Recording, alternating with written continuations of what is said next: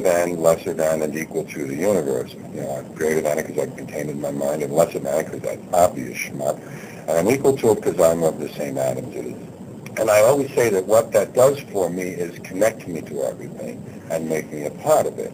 I earnestly believe that it is all one spirit, all one energy, all one beat, and there are just these different manifestations of it. Because of that, I feel very safe in the universe. I feel very comfortable and very at home because it is only me. And hey, it's only me. Remember that? Hey, no, it's okay. It's only me. Well, that's what the universe says to me. None of this shit can scare me because, hey, it's only me. No fucking problem. Hey, hold on. So everything that exists is everything that exists. I am everything that exists. So are you.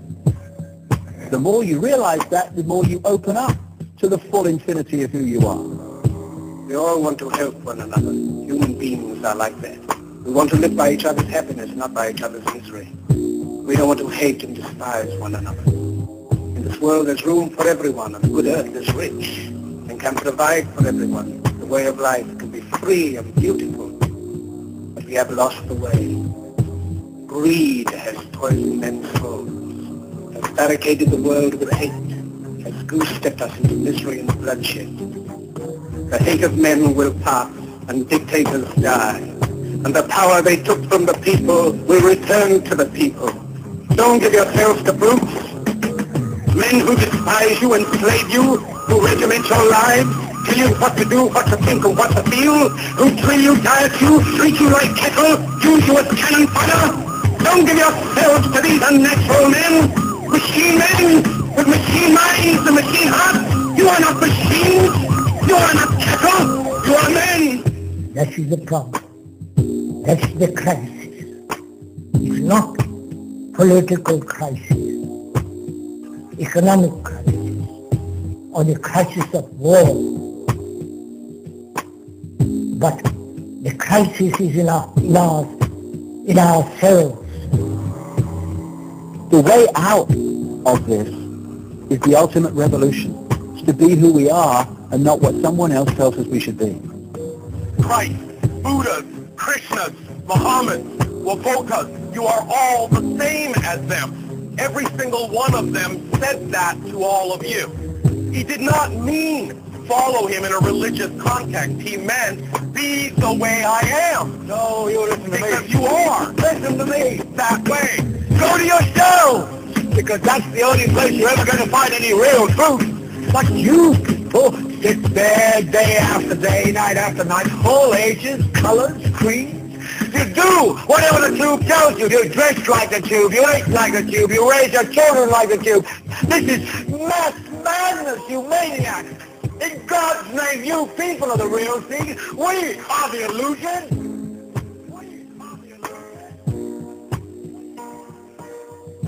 We have created this society, so we are responsible for that society. But is it possible not to change society, but is it possible to radically, deeply transform our condition, our consciousness, which is what we are? Is it possible? Well, hey, Freedomizers, NICKIENIX here with you as we rise above dehumanization.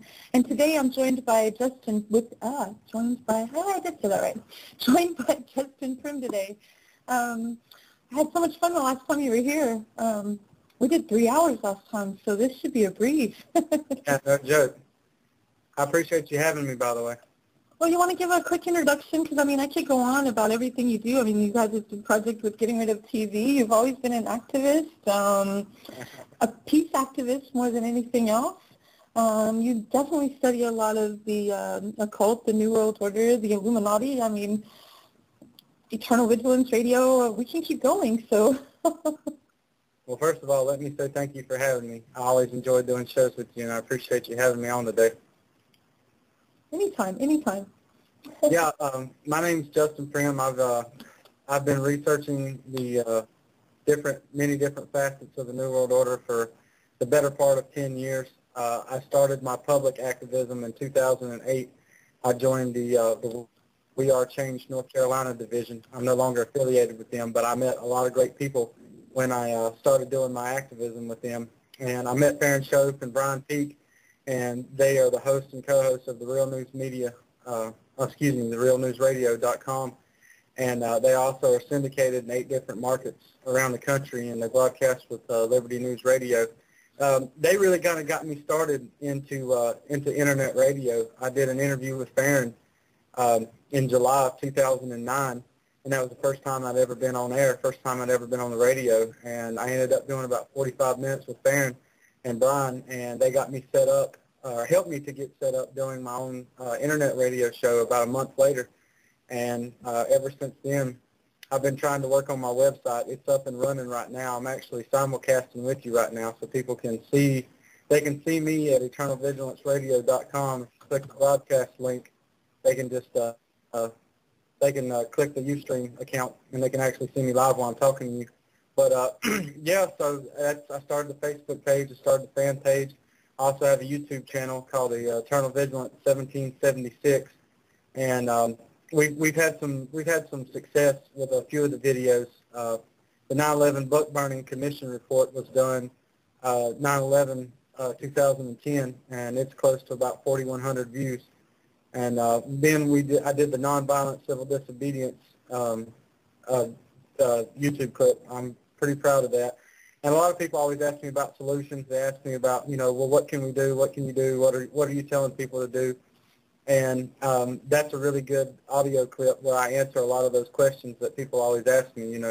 What are the solutions to this New World Order agenda that we face as a mass public? So I always try to revert them back to that video. And then earlier this month, in the beginning of March, I did the television Tell Lies to Your Vision, a TV burning video, where I actually took a 20-inch TV or 25-inch TV out and to some property that my family owns, and I did a little audio clip where I read some statistics about TV, about the findings that the professionals have found about how it creates violence in our children, and some statistics about some studies and statistics about how many hours per day the average American watches TV, how many hours per day children watch TV. I read a little bit of the Fight Club narrative during the video, and some of the clip you just played from that audio from the movie Network. Mm-hmm. So I really worked pretty hard to expose what it is about TV that I think is mass propaganda. I think it's a weapon of mass destruction. It's a weapon of mass distraction. It's not been a whole lot involved in it that I want to say for myself. So. Well, hey, we've actually already got a caller. Are you up for it? Sure. Cool. Well, 815 area code. You're here with NICKIENIX and Justin Primm. Yeah, hi, Nikki. Hey, Justin. This is Don Starr. I just wanted to call and let you know that I'm out here. I'm listening, and I'll be joining you from time to time as it comes up. And I just want to thank you guys for all that you do. It means so much. Very, very awesome. Well, I'm so glad you got a chance to call and say hi. How's you enjoying your Monday? Yeah, I'm enjoying my Monday. It's as much as any of us can. As you know, as the type of people that we are, we look out at the world and it's so plain to us where it's headed and what's going to happen, and we fight against it. But like as you say, the television. People don't question. People don't even think to question. They don't realize that they were born, and all their whole life, people have been telling them things. The school education system, the television, your religions, and they bought it hook, line, and sinker, and they never bother to question, never doubt, because it's beaten into their head so much that you don't doubt your faith, you don't doubt your religion, you don't doubt this, you don't doubt that. It's ridiculous. very, very much is. I have to say. Well, I'm glad you had a it is. And Justin, I mean, you have, you give examples like this about this kind of thing constantly. So you want to say something? Yeah, I appreciate what your caller was saying, and I agree with everything that he just said. I mean, and to touch on one of the things that you just brought up, the miseducation system. That's one of the things that we're taught as Americans growing up, from childhood to adolescence to early adulthood, all the way through our working lives, all the way until we're adults and then we're elderly. You're supposed to believe what the TV tells you. Mainstream media news is supposed to be real. It's not supposed to be propaganda. It's not supposed to be hype. They never tell us. They never tell us to question authority. They raise us from the time we're born. They put us in these government indoctrination centers they call public schools, and they raise us to be obedient worker slaves. You're supposed to get a job, pay your taxes, breed more slaves, go to work. Americans on average, except with the exception of Japan, work more hours and spend more time in public schools than any other nation on earth. And that's what they want us to do. I talk to people from all around the world through Skype and Facebook, and we're a culture of work, on. Our possessions end up owning us. You're supposed to protect your credit score. You're supposed to just work until you fall apart. And that's been the demoralization of our family home, the family structure, the nuclear family. And we have this mass weapon of propaganda, this weapon of mass destruction. There is nothing more powerful than that TV that sits in your living room. It tells you what to eat. It tells you what to buy. It tells you what's cool, what music to listen to. It gives you your propaganda news. Mainstream media is the fourth branch of the shadow government. And I said this on Facebook about a week ago. Every lie that they want you to believe in pop culture, mass culture, and in this country and all around the world, they sell to you on TV. I turned mine off. I turned the cable off almost a year and a half ago. I tell people, if you don't want to get rid of your TV, what I did was extreme. When I did that video and I burned the TV, I did that as an extreme example. Extreme examples leave extreme impressions on people, and I did that. And I tell people, if you don't want to burn your TV, that's fine. You don't have to do what I did. You don't have to go. You don't have to go to that extreme. But do yourself a favor. You turn your cable off, whether it's Comcast, whether it's Charter, whether it's DirecTV, whether it's satellite TV, BBC, Sky News, CSNBC, MSNBC, CNN, Fox News. These are all propaganda. These are all propaganda stations. They push the right-left paradigm on us, which we know is owned and controlled by multinational corporations. The banking cartels run this nation and every other westernized nation all around the world. The military-industrial complex is one of the biggest owners of most subsidiary news broadcasters all around the world. I mean, it's propaganda from top to bottom. Even Hitler was quoted as saying, if you tell a lie loud enough and long enough, it eventually becomes the truth. And that's what we've done. We've let this TV give us a false sense of reality. It's created idols for us to worship. It's created a national zeitgeist of lazy, apathetic, willfully ignorant Americans willing to do anything it tells us to do, Nikki. Very, very well said. So, hey, Don Starr, this is Carney Art, right? What's that? Don? Yeah, can I jump in here real quick? Yeah, you're Carney Art, right? What's that? You go by Carney Art? No, I'm an NWO watcher. Okay. Yeah, I'm your Facebook friend, Don Starr. Yeah, I just realized that. It was just similarity in looks anyways. But yeah, keep going. I want to go back to the education thing. I experienced this personally, and this is how I saw it, but being the kind of person I am, I don't see things from first-person point. I see everything I look at is looked as a third party. I always see the third-person point of view, and that's why I see all this stuff for what it really is. But when you're going through the school system, if you are an independent thinker, if you are at all not willing to go along with the program or assimilate or take their pat answers, whichever teacher gives you the same answer when you question, they'll all tell you the same thing over and over again, and it's what they've been taught to say. They're as brainwashed as the students. But anyone who is like that, they put in what is called a special education program. Now, this special education program, though the name seems like it's something that they do, but it really isn't any education whatsoever. This class is usually scheduled for 4 hours. They put a gym teacher who doesn't really have any kind of credentials for teaching in charge. These students come in and they sleep the entire 4 hours. And these are the same people that you're looking out there now collecting food stamps, welfare, can't work, can't get a job. They're in and out of the jail system. They're dealing the drugs. Well, it is. That's what happens with almost all school systems to begin with. They literally run you like a jail system. Hey, we're going to bring in another caller. We've actually got quite a full queue all of a sudden. I guess you're popular today, Justin. 530 area code, you're with us. Hello, NICKIENIX, Justin Primm. How you guys doing? Doing good. How are you? Doing good. This is Symptoms of Sanity, if anyone wants to find me on Facebook. Eternal Hey, Failure. brother, how are you, man? I've never heard your voice before. We've talked many times. You doing all right? That is true. No one's actually heard my voice. It's the first time I've ever gone public in any way, but I just want to say I'm a big fan of what you do, Justin, and NICKIENIX. I've been listening lately, and you're also inspirational. I just have I have a quick comment and then a question, and then I'll take my answer off air. Well, actually, I'll just go straight into the question. I've been looking into this vein of stuff for about 2 or 3 years now, and I think like a lot of people, I've hit a point where I have a sense of responsibility where I feel like I need to start telling the masses to some extent.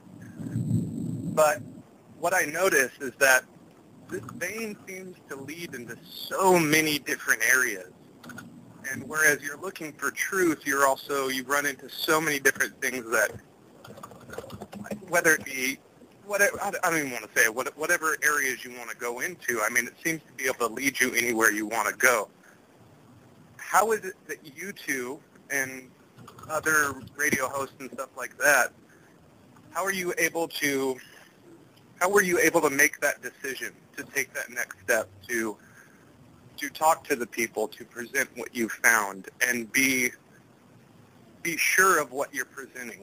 And I'm asking that in a serious context. I'm not trying to put any negativity out there. Nikki, you want to go first? Oh, man. Because a lot of people see this, and what they see, it seems to be a little bit overwhelming, and they honestly don't want to accept it. And then there's some of us that when you see the truth, there's nothing other than that you can accept. It's the truth. That's what's out there. And there's some people that just have a major passion to definitely make sure that others are aware of the same issues. At least from my point of view, I can't turn my back on it. Yeah, and I would respond like this. Albert Einstein has a famous quote that I subscribe to. Those who know have a responsibility to act. And when I first started researching this was right before 2003, when the Bush administration was propagandizing the American people for war with Iraq.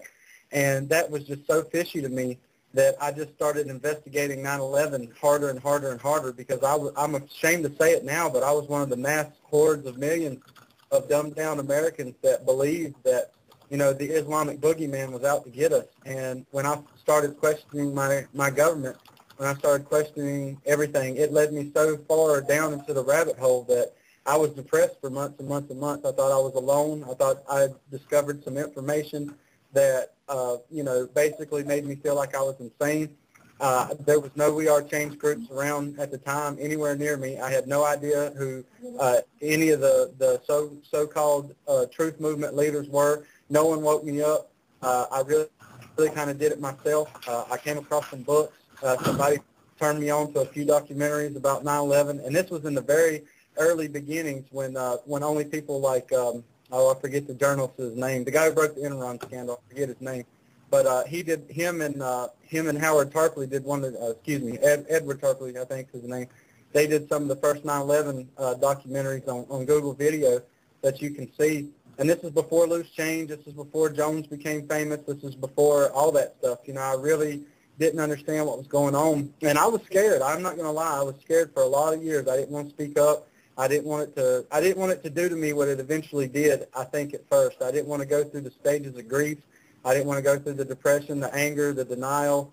I mean, basically, it breaks you down mentally. There's a really good scene in The Matrix I always make the analogy from, where they unplug Neo from the Matrix, and then they have to basically rebuild his body for life outside the Matrix. And that's a good analogy for what happens to your mind, because it breaks down all the slave chains, the mental slave bondage that this system has created you for. Because it's like I said before, we're raised not to question authority. Our government's in control. The news is real, you know, but the front line is everywhere here, and I have felt the need, the urge, and the drive and the will to become active and more active and reactive. And now I'm at the point to where I'm honestly convinced that it's never taken a large majority of people to change the world. A small majority has always swung the hearts and minds of the populace. It's been proven all throughout history. And in here today, Nickie, and Symptoms of Sanity, I see the smartest, bravest men and women who ever lived. I see the technology that gives us all the tools that we need to organize, to organize mass protests, to organize boycotts. You know, I have no formal education. You know, I'm from a small town in North Carolina that's not even really on the map. You know, I'm sitting here in front of a computer with a Skype microphone. You know, doing an interview with Nickie, and you know, it doesn't cost a lot of money to fight this fight. If you want to have a voice, you know, a YouTube account is free. Blog Talk Radio account can be set up in a few minutes. You can set up a Facebook account, a fan page. You can do online activism. 1 out of 12 human beings on the planet Earth has a Facebook account. That's enormous. That's the largest online tool. That's the largest piece of technology that's ever existed for human beings on this planet to connect to each other via the internet. I mean, there's no excuse for us not to triumph over our oppressors right now. And all we have to do is it starts in your mind. It's a simple idea. It's a piece of inception. It's freedom. It's love for freedom. Will I use my voice? Will I be a slave? Will I conform? Will I be obedient? My answer to all those is no, I'm not going to. And I'm going to network, and I'm going to find other freedom-loving individuals around this world and on this planet that want to connect with me, and I'm going to do it with other like-minded individuals. And I truly believe in my heart that we shall overcome, and that's what I'm about, and that's what I stand for. And I know Nickie does too, and I love her as a friend. She's been a real kind woman to me, and I want to talk you up a little bit, Nicole. I appreciate your leadership. No. Hey, we got more callers, so I hope you're ready. Thank you both so much. Thanks for letting my brain float around with two great brains. Take care and keep the fight up. Thank you. I appreciate it, brother. All right, and I think this is a Ninja Scroll. So, Ninja, is that you? Yeah, that's me. What's up, Nick? Right. How you doing? I'm doing good. The guy's name is Jason, right? Your name is Jason? Justin. Justin, I'm sorry. Justin, listen, man. Everything you just said was right on point in my point of view. I kind of was the same way as you. I just started researching when Obama became president, and nobody had to wake me up. I had to see him become president and then see how everybody was falling all over him. And it kind of made me think like he was like the Antichrist or something. You know, so I started doing research, and I got into it. And then I got scared. I mean, Nick talked about this before, how I was like crying at one point, like, what is going on? I've been lied to all my life. We've been lied to about these things. And you're also 100% correct when you look at the media and the TV. I don't watch TV anymore, and I find that I've become a better person by not watching TV. You know, you get more information, and you get smarter by not watching TV. And the thing that they've done is they put these news people on. They put them in a tie, and they some of them look pretty, and some are handsome, whatever. But they look like they're somebody that knows what they're talking about, and they look you straight in the eye. Every cameraman looks right in the eye. Not every cameraman, every news anchor, person on the TV, they look right in the camera. So they're looking you right in the eye, and they talk to you like they know what they're saying. And they've been trained to talk certain ways, with the way that they speak, their voice, to draw you into what they're saying, to believe everything that they are saying, and everybody does it.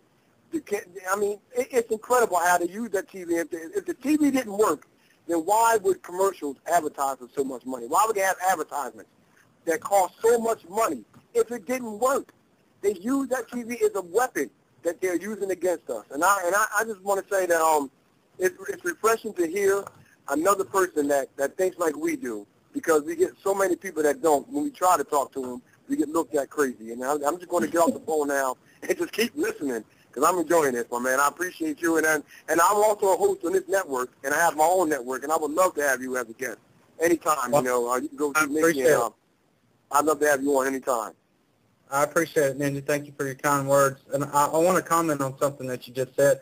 I'm absolutely convinced after doing this for years and years and years that we are a silent majority. I think for every one of us that's out there speaking in America alone, I think there's 20 people that are scared, silent, and feel like they're uneducated to the real issues, and they don't exercise their voice, and they're not speaking up.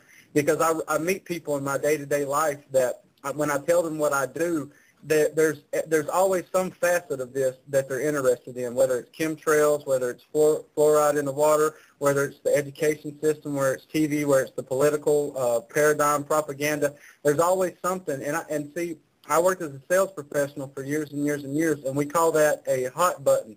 Everybody that I meet has a hot button to some kind of form of tyranny or something that they're upset in their life.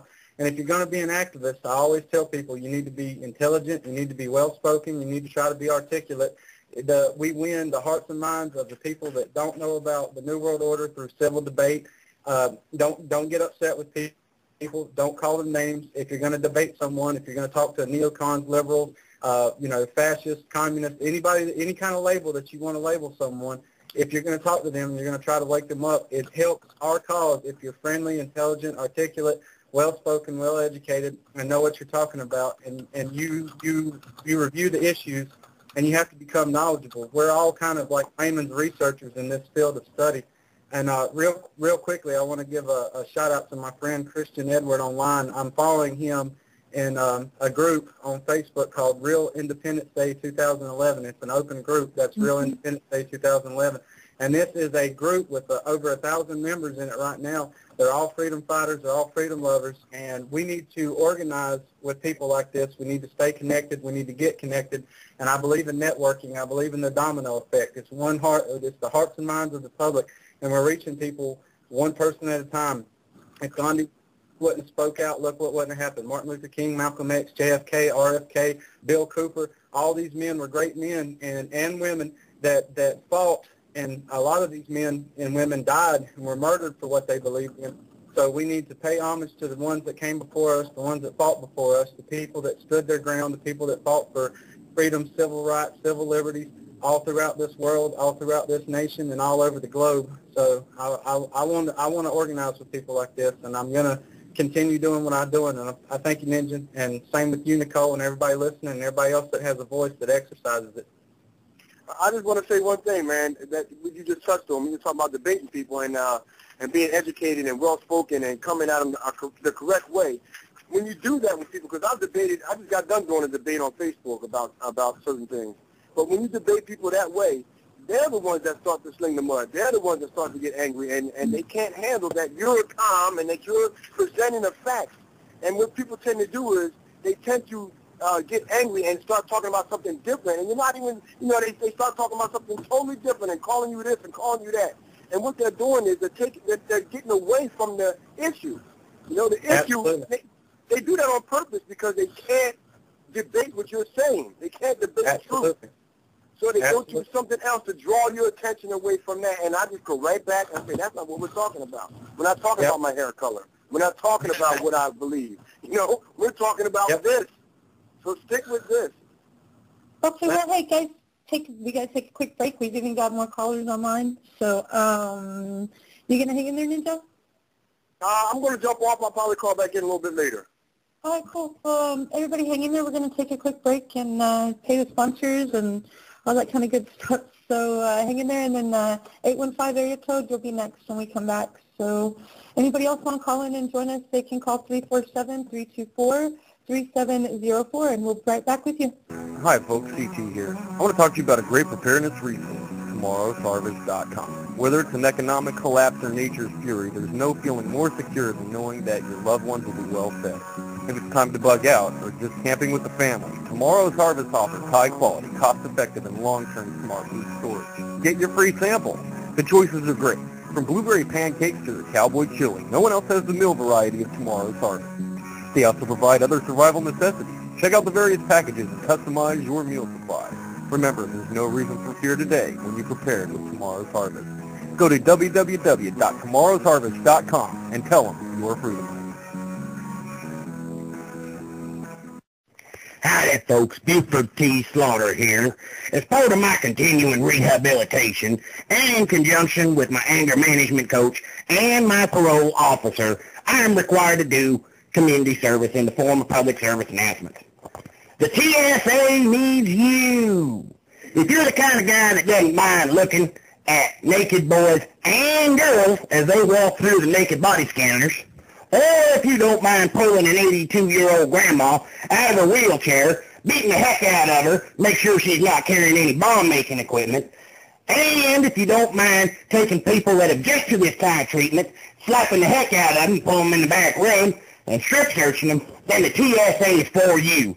The TSA is hiring men and women to work at numerous locations around the United States, and the only qualifications are you must have longer than average index fingers, be able to sit and stare at a screen while naked people walk in front of you, and be able to take orders without any questions whatsoever.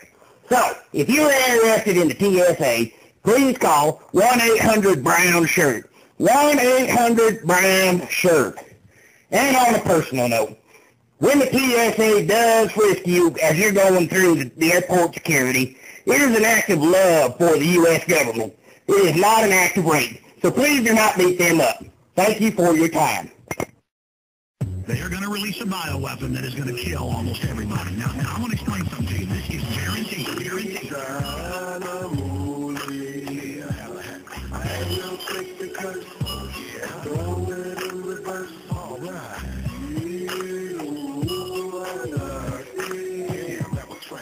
We don't tolerate no pretenders or the money. I think your mentality has done a 180-degree flip. I think you like to get tied up and lashed with a whip. Strung upside down, a jack for your shit, covered in feces with thumbtacks in your lip. That's what you get when you fuck with the king. Making the wrong move and get you stuck in the bing. God bless America's the song you should sing. You're dealing with child molesters in the pedophile ring. Everything's under heavy control. From your puppet president to your petty patrol. When they protect the infrastructure, they'll be ready to roll. Fuck a mortgage foreclosure, they will lever your soul. Communication giants are spying on you from Venus. And you think it's coincidental, they own all the arenas. To know the outcome, it doesn't require genius. Verizon wireless services are interlinked with demons.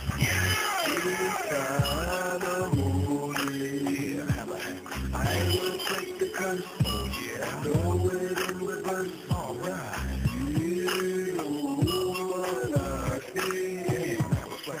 We don't tolerate no pretenders for the money.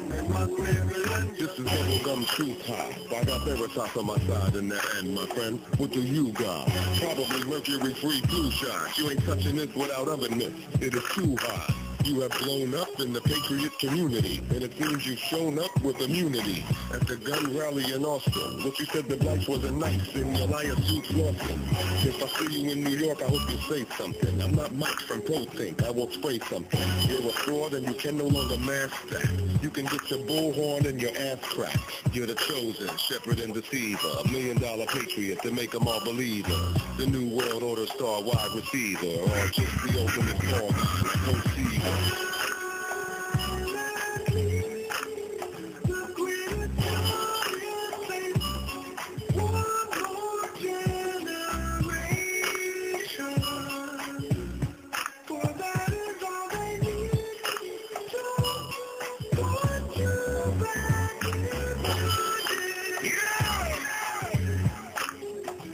I'm telling you right now, most people listening to my voice right now are going to be killed by the eugenicists within the next decade. We are all dead. You are not permitted to say the J word. Unless you want to die today, you could fly away like a jaybird. Your movement's been infiltrated on every level. Alex Jones has signed a contract with the devil. I have talked to several people who work with them. They walked away in disgust, letting the dirt hit them. The legitimate truth seeker has been marginalized by self-censoring, but billions of stars in their eyes. It should not be that large a surprise when he tries to make Arabs a formidable villain. That is when I rip off the disguise. That is what you can get with 2.3 trillion. The Church of Jonestown does attract believers. They are chasing their tail just like happy retrievers. Alex Jones is a pussy, no doubt. I never heard the words that Zakeem come out his mouth.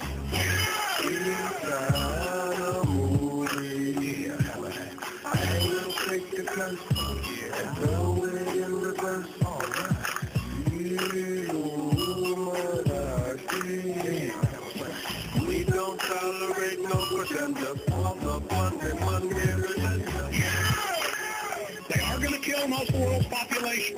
The helicopters will fly over, the jets will fly over at 2,000 feet. They'll hit us, and within days, we're all going to be dead.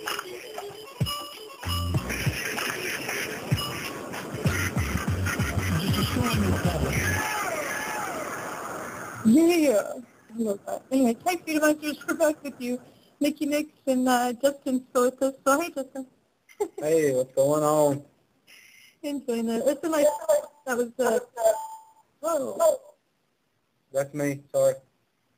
Cool. But yeah, that was Payday. Yeah, Payday Monsanto for those listening. Itanamuli is, I think how you say it. I think I said that right. Itanamuli, yeah, Illuminati backwards. Yeah. Very good song. But this one caller's been waiting for a while, so I'm going to go ahead and bring him in real quick. 815 area code. Sorry, we've had a few calls today. So you're with NICKIENIX and Justin. Yeah, it's me, Don, again. Okay, cool. I'm glad you had a chance to call back in. Yeah, I want to go back to the education system because it ties into the television. You know, I was talking about the special ed class and that, but I want to go even a little farther back. What we now know as the health, education, and welfare used to be what the NSA is now. It was a federal security agency, and all they did was change the name and put them in charge of the educational system. It was to register every single child, get an identity on every single child, make them get a social security card, make them present a legal, you all know what a legal birth certificate means and a social security card means. That means they can trade it on the stock market and sell it as debt, take insurance policies out on it. Well, that was the idea behind it. And as they've dumbed down to America and started training them, if you remember, if you're as old as I am, I'm 50, I remember when teachers taught school. But I've watched slowly as television started being brought into classrooms. And then it went to the videos. And then pretty soon the teacher would turn off the lights, sit in the corner, and fire up the TV for the whole hour. And pretty soon your whole day was consumed with watching television from first period all the way to eighth period. And then you did your homework at night and watched TV at night, and they pretty much got us in the habit of it, if you know what I mean. Programmed us. That's why they call it programming. Okay, I'm going to hang up now.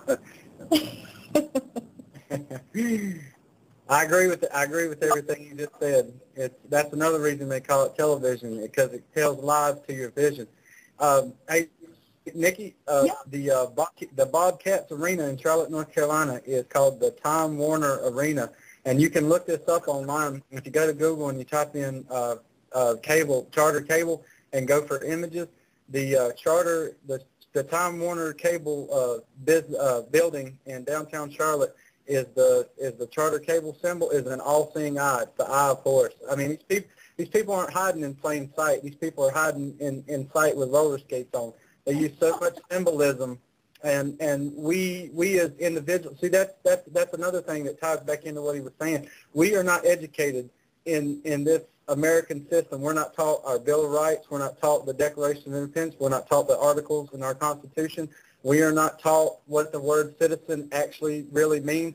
If anybody wants to do some really interesting research, get a Black's Books Law dictionary, Black's Books Law dictionary, and start looking up words. And Justin, that is so funny about this, because I think that's who the caller is. Is this Uncle Buck? No, this is Herb Jensen for the Society of Listening to More Real Jazz.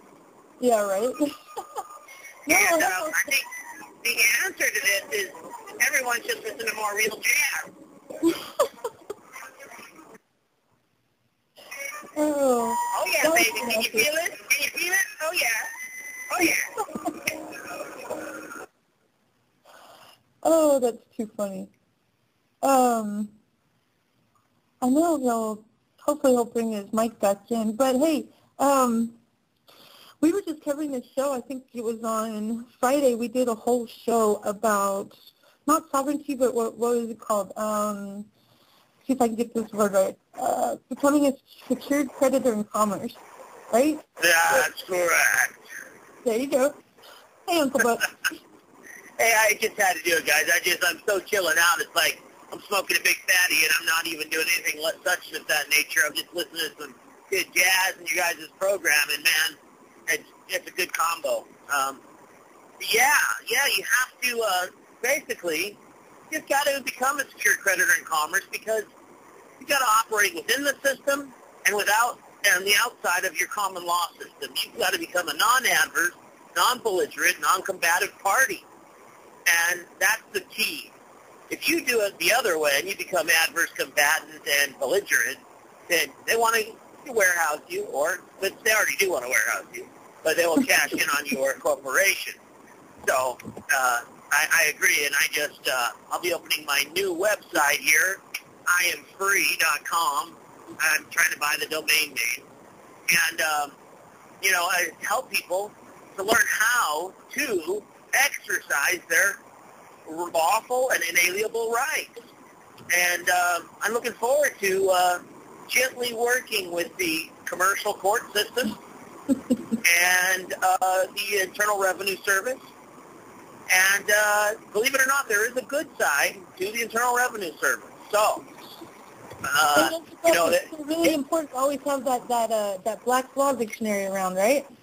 Have several volumes of them. In fact, you should, smash your TV and start studying common and commercial law. And maybe you don't want to smash, maybe you want to watch a movie now and then, okay?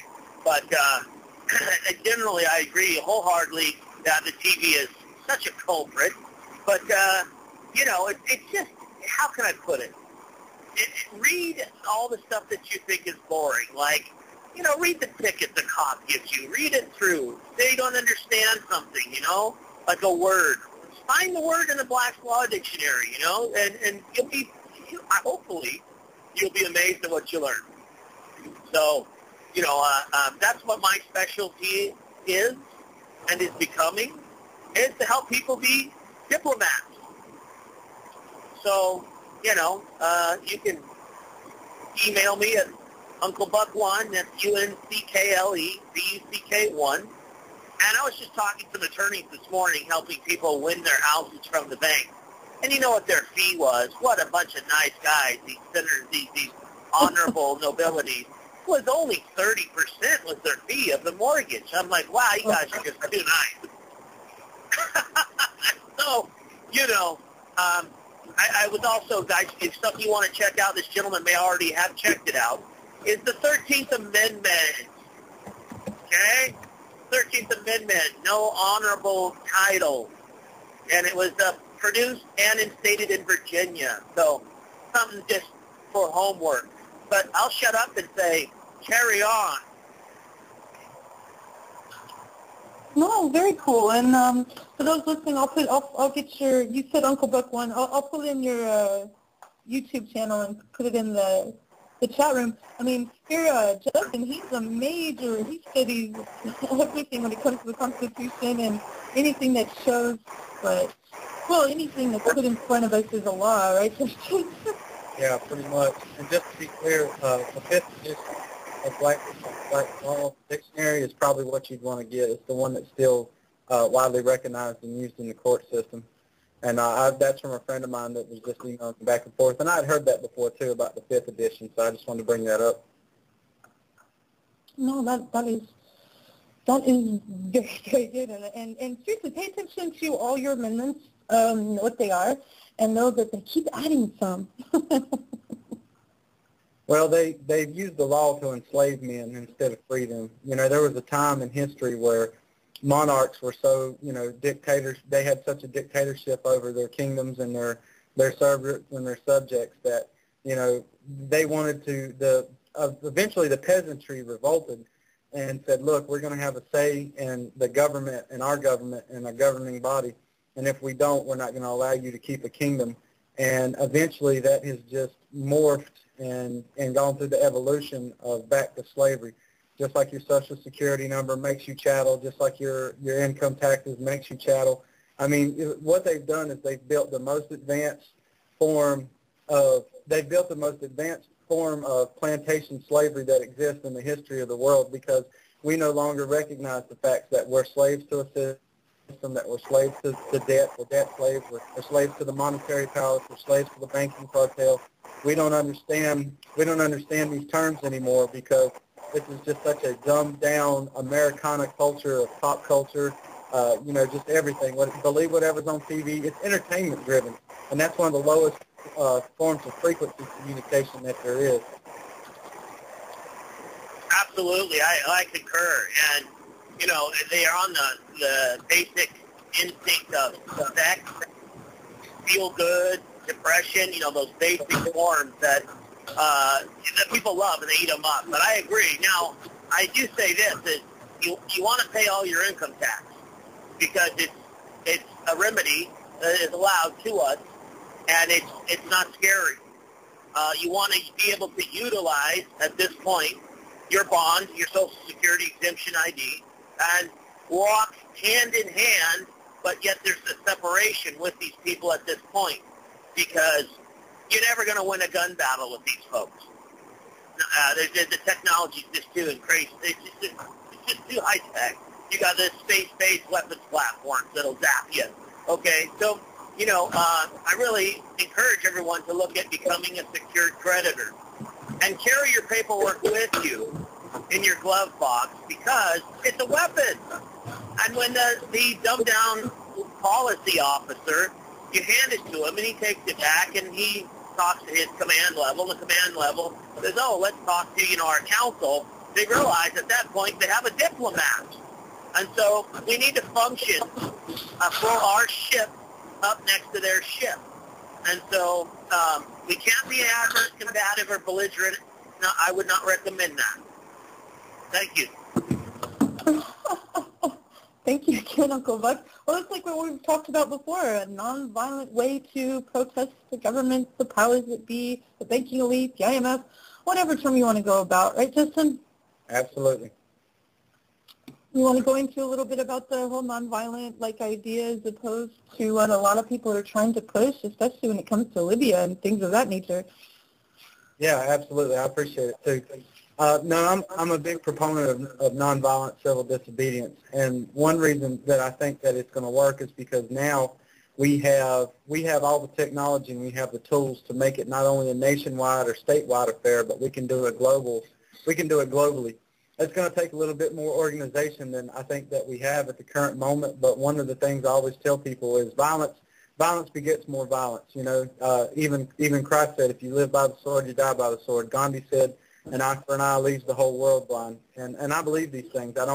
Now, with that being said, a lot of people, they always divert, well, if someone kicks in your door and tries to hurt your family, blah, blah, blah. We're not talking about self-defense. We're talking about mass boycotting nonviolent civil disobedience. We're talking about on a global scale, we can boycott multinational corporations. We do not have to shop where they want us to shop. As soon as you turn your TV off, as soon as you disconnect your cable, you've started boycotting.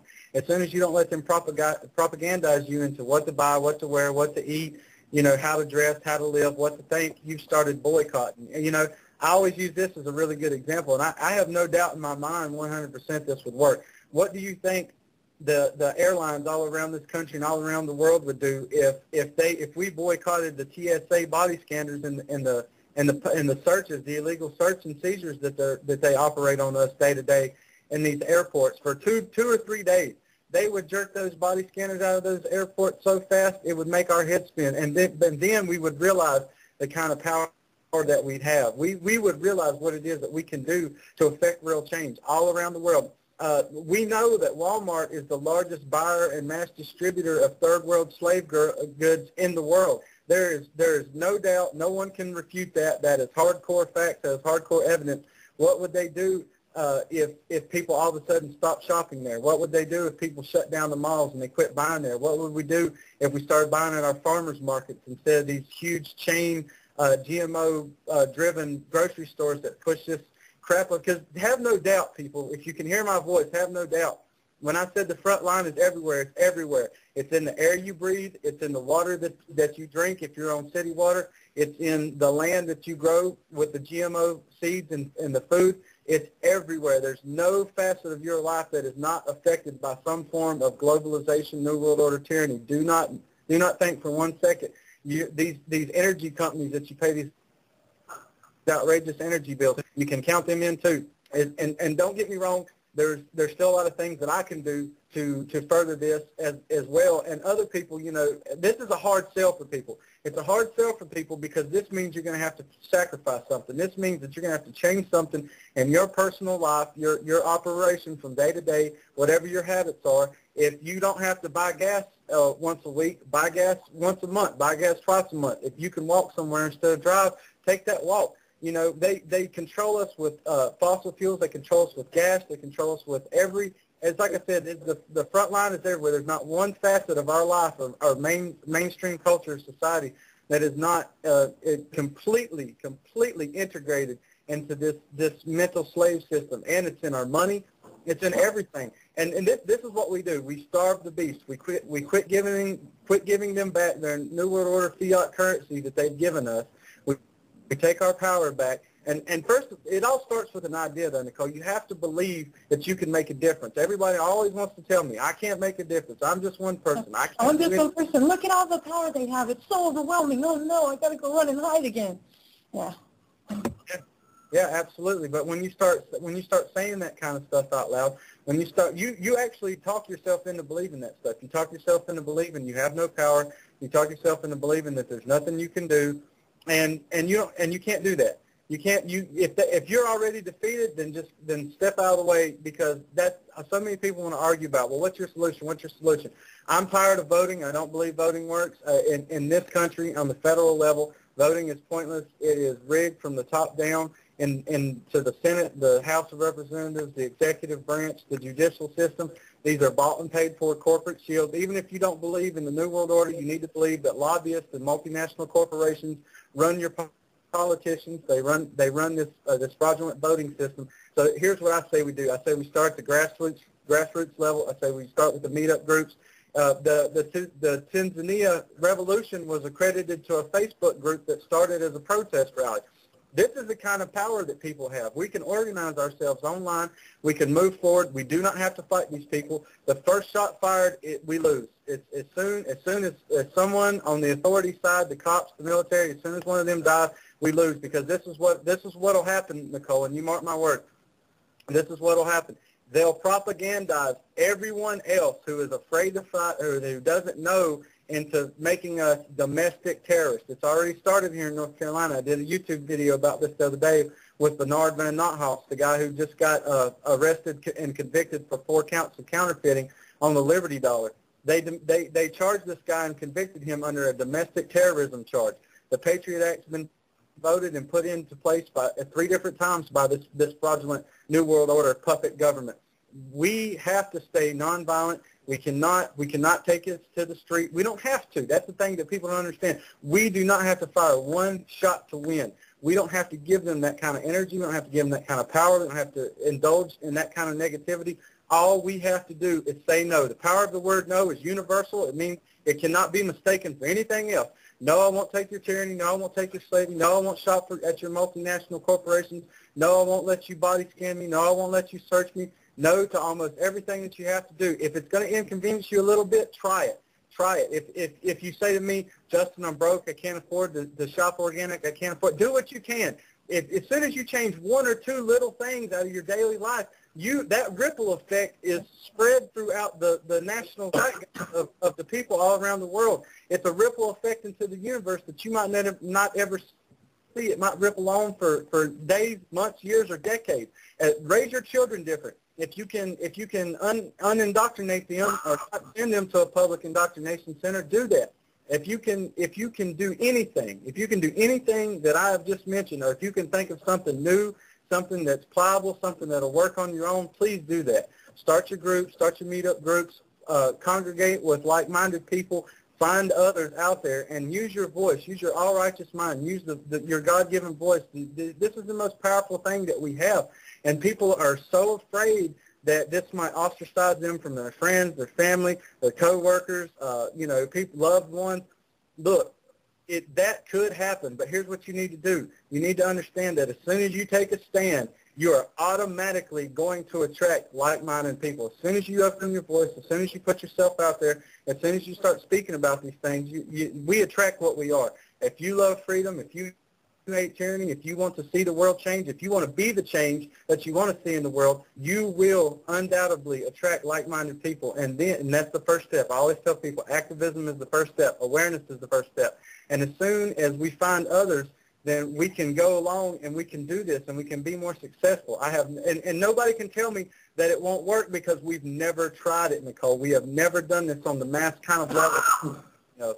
No, we haven't. And not only that, there's a simple thing we tend to not realize is that when you change yourself, that changes everything naturally around you. I started with food, and it definitely not only changed what I eat, my family eats, changed our health, my family's health, but also the people around us, because you start noticing things that you've paid attention to. So it's kind of like, again, like once you see the truth, how can you do anything but, go in that direction?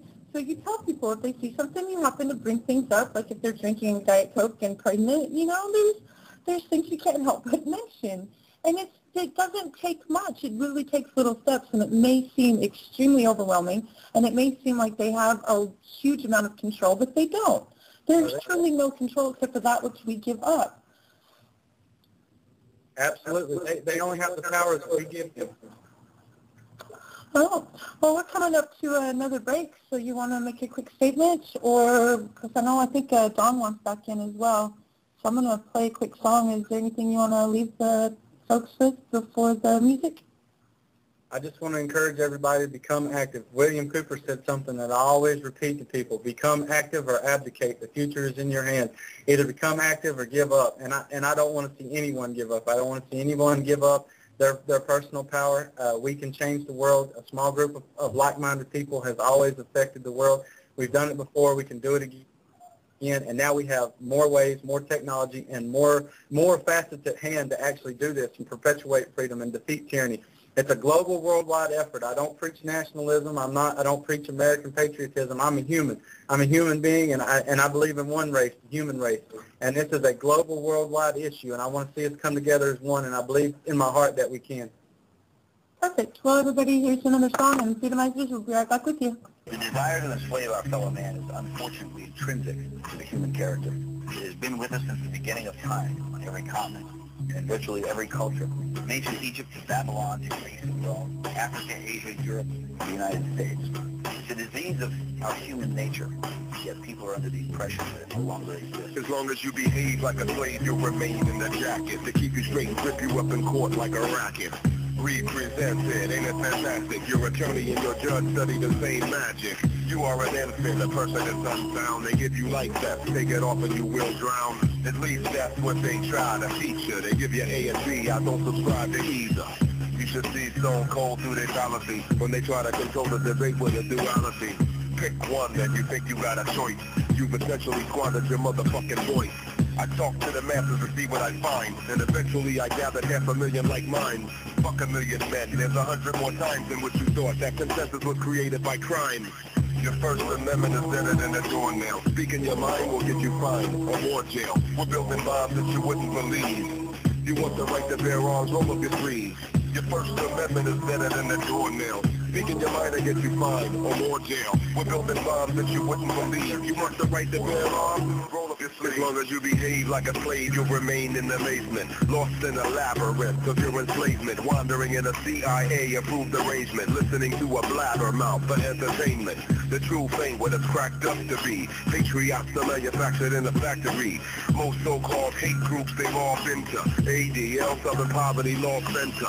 You might hear my words ungodly and jest, but you don't know about the wicked Dr. Jolly and West, who looked after Tim McVeigh right up until his death. Sirhan, Jack Ruby, and probably the rest. Some say Oswald was just one lone nut. Others will say the CIA murdered JFK, so what? The human animal makes me want to channel Lord Milner and execute everybody who's off kilter. All that's out of order, that's what they're saying. 2 to 3 brought down. They ain't playing. Fluoride in your water, that's what I'm saying. It's in your town, and I ain't playing. All that's out of order, that's what they're saying. 2 to 3 brought down. They ain't playing. Fluoride in your water, that's what I'm saying. Monsanto is in your town, and I ain't playing. I am what I am, and that's all that I am, and I am not capable of bowing to a man, and I am not capable of grand jurisdiction, especially considering the fact that you're a fiction, especially considering the fact you ain't real, and I'm flesh, and I'm blood, and I breathe, and I feel, and I'm here, and I'm now, I exist in this time, and the only place that you exist is the mind, and the only evidence of your existence is paper. I'm 80% water, you ain't even made of vapor, you ain't nothing but a figment of the imagination of men and women whose opinions held as legislation. But how does that opinion then create an obligation upon an autonomous sovereign without a nation? I'm saying, as a king I stand above your law, and it doesn't even matter whether or not I cross your bar. The First Amendment is better than the doornail. Speaking your mind could get you fined or more jail. We're building bombs that you wouldn't believe. You want the right to bear arms? Roll up your sleeves. Your First Amendment is better than the doornail. Speaking your mind could get you fined or more jail. We're building bombs that you wouldn't believe. You want the right to bear arms?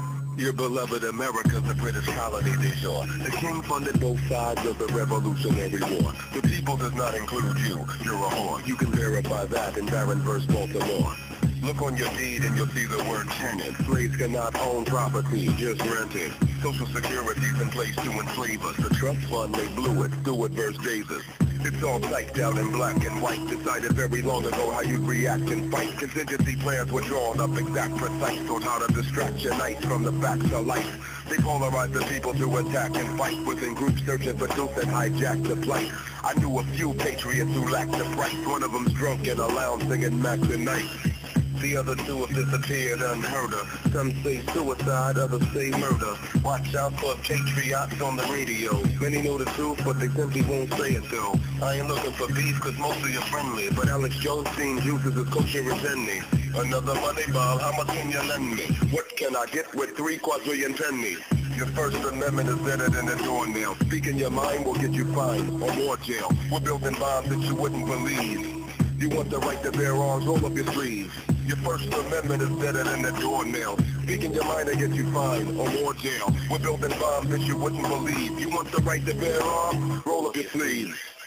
The Jewish people seem to run 90% of all the media and all of the Hollywood movies. All right, thanks for the call. Everybody hates the Jews. Oh, my God. By the way, Larry didn't say he hated the Jews. Question, why are you still breathing? I mean, why haven't you really just taken a toaster oven and thrown it in the bathtub with yourself at a party? Because that's what you need to do. I mean, a spokesman of the Jewish ADL admits that the 8 largest movie studios are run by Jews. Joel Stein, also Jewish. Joel Stein says a part of the Jews on Hollywood and the movies and the media. And Jason, please don't call yourself the info warrior if you don't even know the basic facts.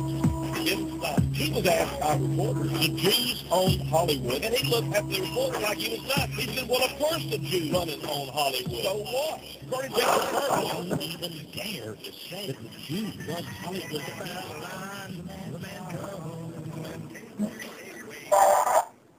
Hi, hey Freedomizers, we're back with you, and Justin's here, and we got several other callers, so I'm going to bring in Twitch the 435 area code. They're new, let them get a chance real quick. So 435, you're with NICKIENIX and Justin Primm. Hello. Hello. Okay, I just wanted to make sure that I was on. I haven't called in before. It's interesting. Justin was the first Blog Talk TV I saw a couple months back. And it was really cool. And I was typing in the chat room. I type faster than I can talk most times. I live out near Moab. I grew up back east, and I came out to Utah for college. Went to a rainbow gathering, and it was really cool. Lots of people from all over the United States and what have you, from all walks of life, go there and just talk about exactly what you guys have been talking about for the past several months. Yeah, And my have you? father has actually been to the rainbow gatherings, but that's, something completely other than, I've never been. They're getting pretty big now. I went back in the early 90s when there wasn't lots of people, and when you get too many people in the mountains, well, you know how that can potentially be. So I'm not sure what's going on now, but at least what the premise of it was in 72 they made it, and you can look it up. And I put the link up in there at one point. But yeah, I'm Wild Castle 1 at the end of that photo helix video thing. And I do weather reports in the backyard because I kind of live in the country. Mm-hmm. And, oh, they're a good time. I mean, it's all red dirt out here, so it's kind of nice for people to see a different part of the United States. Yeah, I'm in Texas. I see red dirt a lot of places in Texas. I used to live out west, so, yeah. Hey, we get clay, weird things everywhere, It's good for people to see lots of different areas everywhere. But the thing is that it doesn't matter where you're from, that there's actually just this congregation of people that need to come together.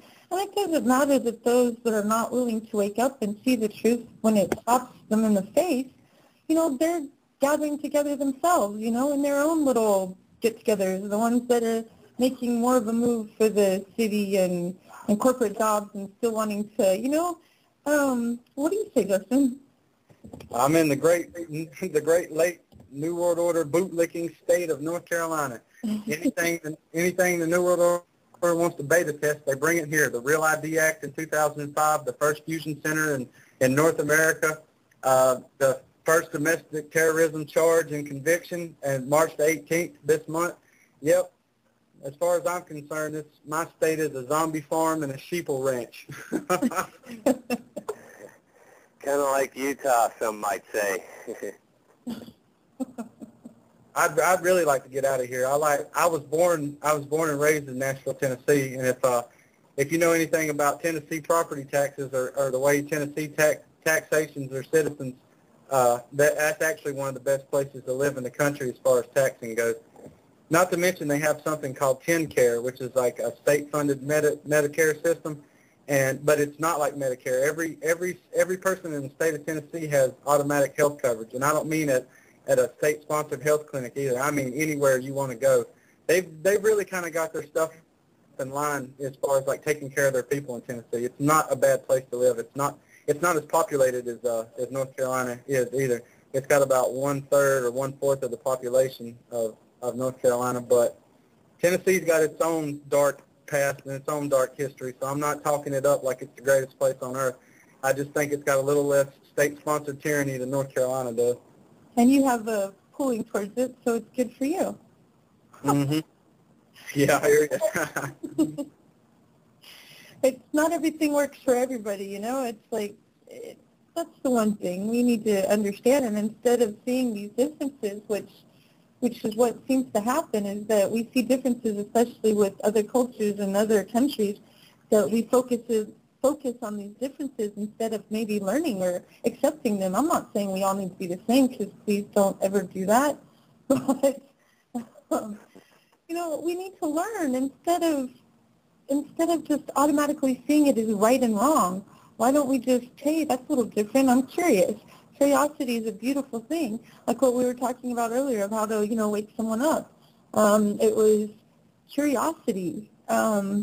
Make someone, you can't just force someone to feel exactly how you feel, It's like make little pinpoints that they might find curious themselves instead of overwhelming them, because most people become defensive about something that's based on the foundation of their life, Yeah, absolutely.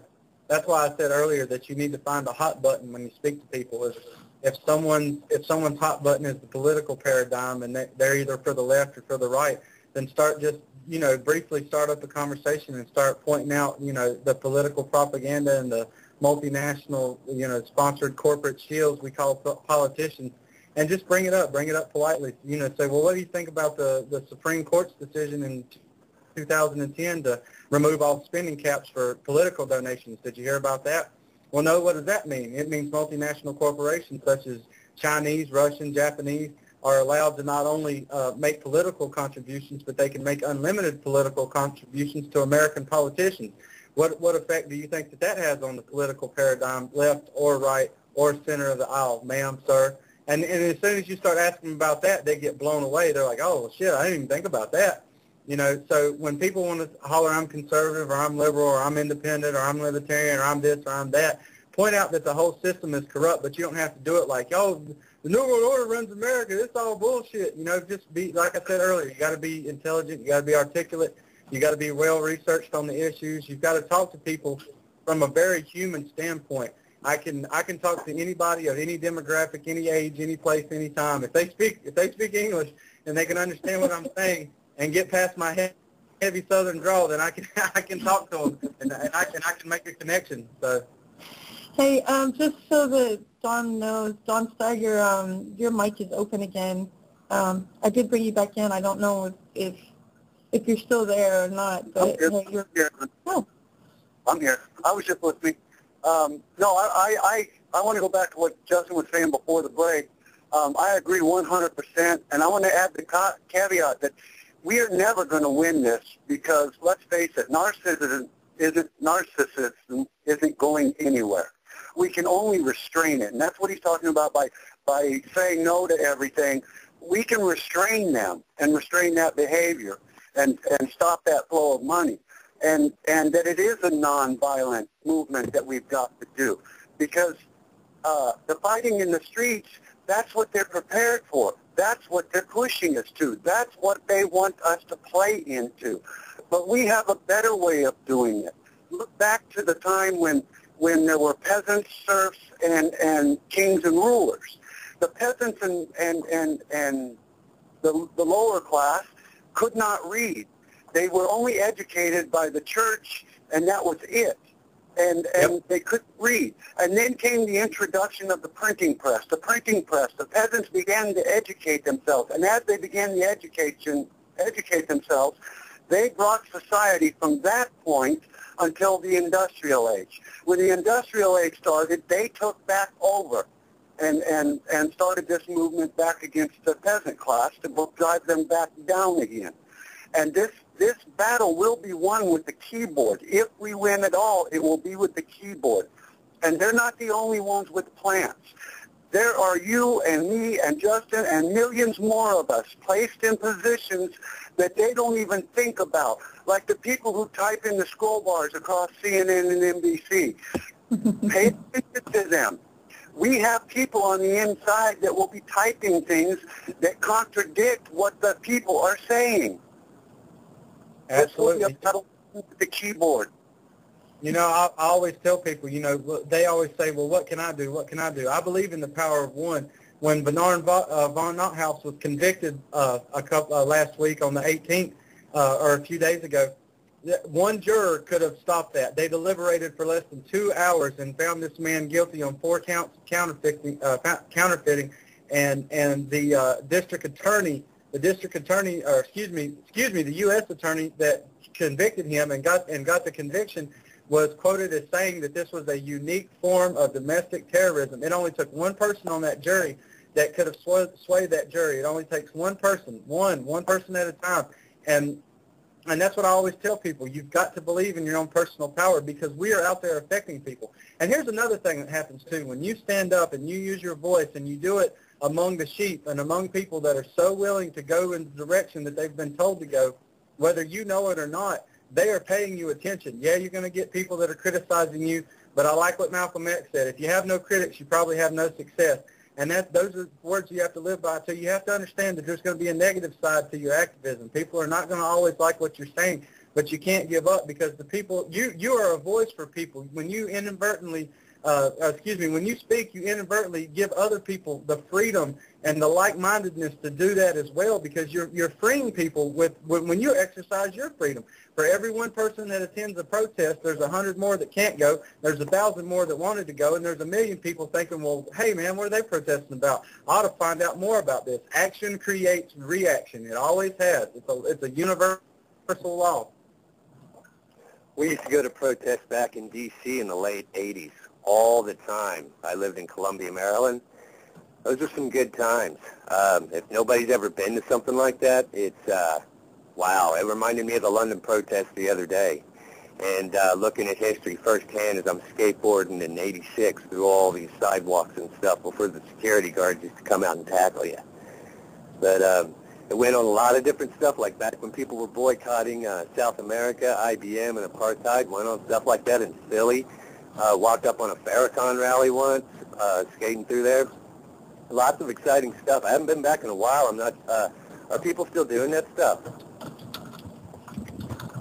Yeah, but we're not doing it. We're not doing it like we should, man. We've got enough numbers. We've got enough people that believe 9/11 that 9/11 should have a reinvestigation. Where's our Million Man March on Washington? We've got enough people in this country that know about the Federal Reserve, that know about private central banking practices, that know about fractional reserve banking practices. Where's our Million Man March on Washington? We have enough people in this country that are fed up with Obama, that didn't like what Bush was doing. We have enough people that know about the political paradigm. We have enough people that are unemployed, are on government services right now. We are seeing the slow collapse and basically the cardiac arrest of one of the greatest forms of civilization that ever existed, and people are dying off slow.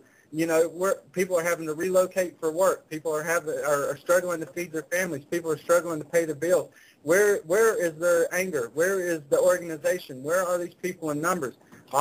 What we have on a mass level is compliance, apathy, willful ignorance, and a total lack of caring anything other than what happens between the four walls that people call a home. And it's time that we stop that. It's time that we reach out. It's time that we communicate with others, and it's time for us to become active, because what we're seeing is a slow death, and a slow death is way more painful than a quick one. And it's going to create a situation where people are going to become upset. There could possibly, if the price of oil and gasoline goes up to $5, $6, $7, $8 a gallon, you're going to see food riots. Because food is going to go through the roof. People are not prepared for this kind of stuff, and they're going to turn to their puppet government to tell them that everything's going to be all right. That's another thing I was talking about on the show the other night. Somebody asked me about FEMA camps and people being drug off to them, and they don't have to drag people off to them. They can create a national emergency through currency, inflation, hyperinflation, gas prices, food shortages, and they'll have people lined up begging to go into FEMA camps. And we have to make it clear that this is a trap, this is fear-mongering, and it doesn't have to be this way. And we can stop it. Well said. Very well. I appreciate it, Nick. Go ahead. If y'all want to say something else, you can. Okay. Yeah, sorry, I had the mute button on. Yeah, it's all around us. It's up front, and these people who do this, they get a kick out of being able to tell the truth and in such a way that we take it to mean something it doesn't. That's their greatest kick out of the whole thing. Take, for instance, Lady Gaga, all right? Have you ever seen her arrive at an airport and all the reporters standing in the velvet rope, you know, standing there with their cameras and microphones? You got 100 grown men standing there yelling Gaga, Gaga like a bunch of toddlers in a playpen. You think they're not getting a kick out of that? Well, see, there's simple things that have been going on for so long. And see, my whole thing is, in my opinion, and again, this is just totally my opinion, is that the human soul is really bored by this point. I mean, we've been entertained for how long now? I mean, when did they first introduce TV?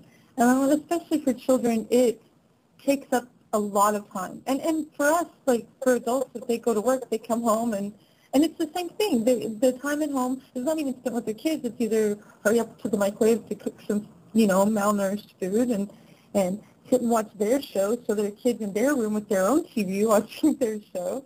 And we wonder why our kids, like, have this fight or flight responses from the chemicals that are released in their brains that naturally happen just from the shows they're watching. You know, they have to have an outlet, and we say, ooh, no, they're just hyperactive instead. And yet they have no time with the parents. They act out.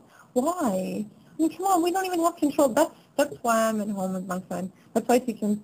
Most people would think I'm the most craziest person in the world. Walk down, you see a chick, well, now it's turquoise. Turquoise hair, and you know, I have my son at home teaching him. And it doesn't take much. I mean, okay, everybody has to have, what, 2 cars now, Justin, right? One for everybody. So 2 car payments, usually about, at minimum, $400 each. Yeah.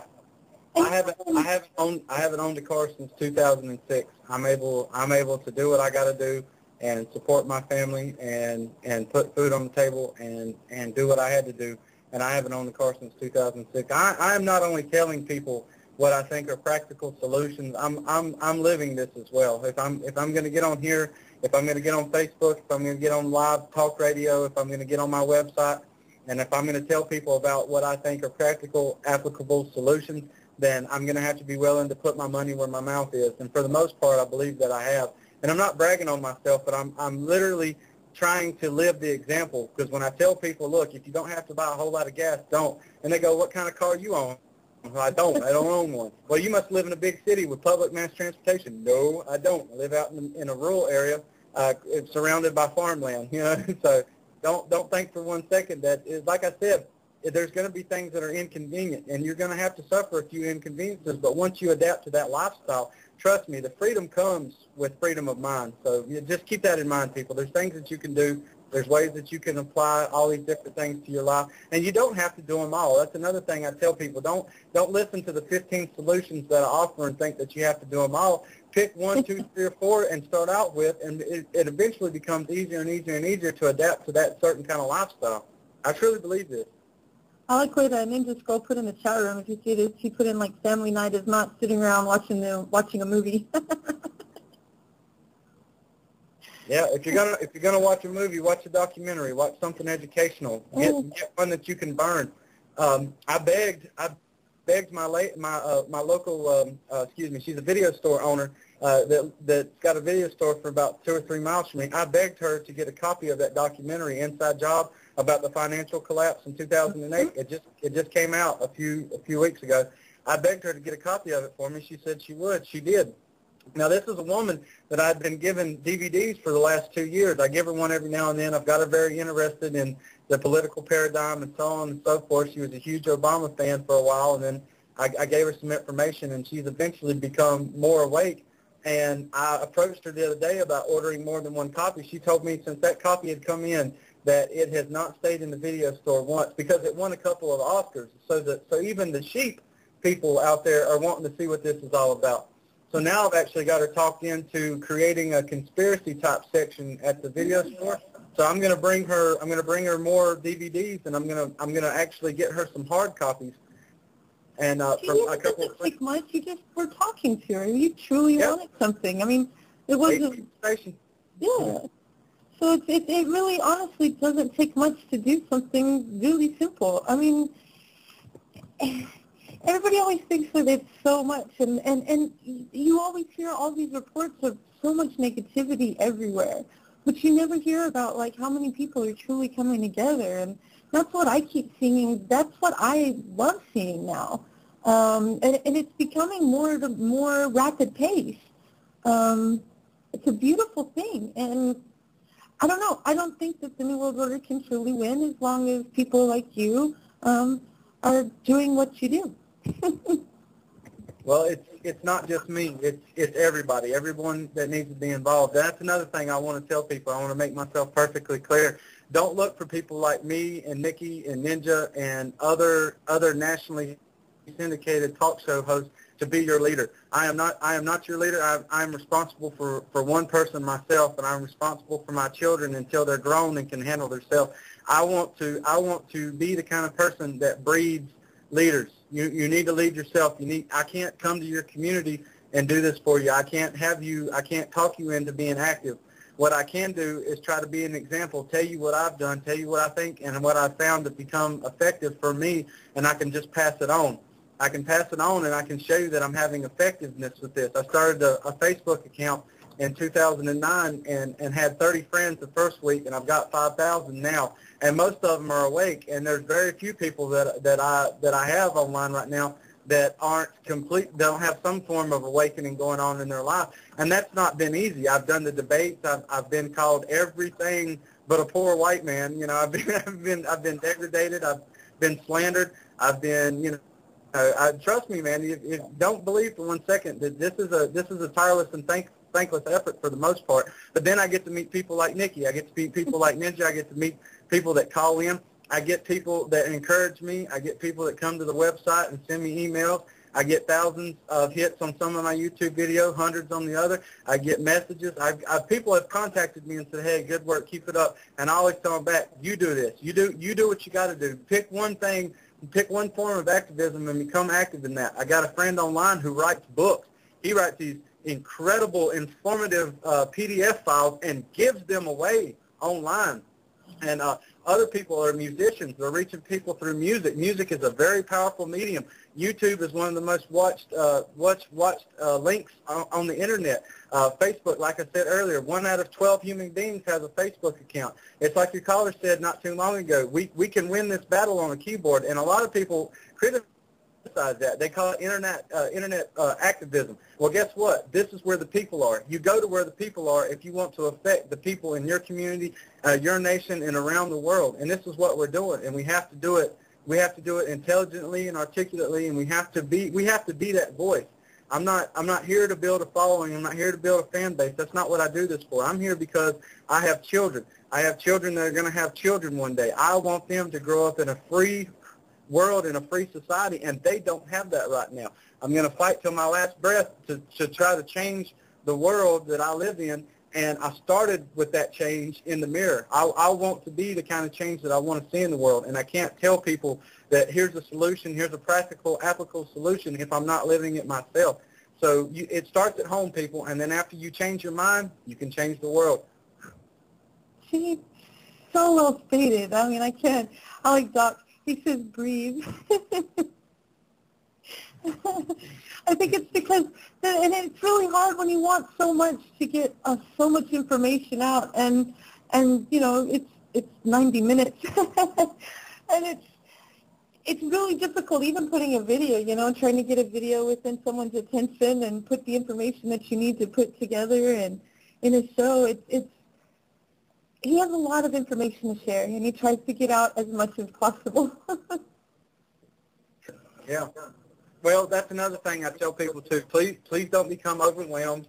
If you need to take a break, it's very mentally tiresome to sit in front of the computer and watch video links and read PDF files and to interact with people that are arguing with you.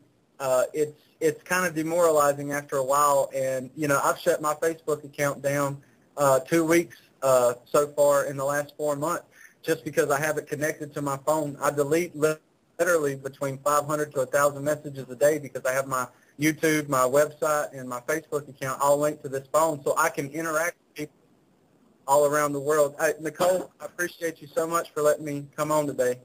Well, I always enjoy your company. I think we get along pretty well on air.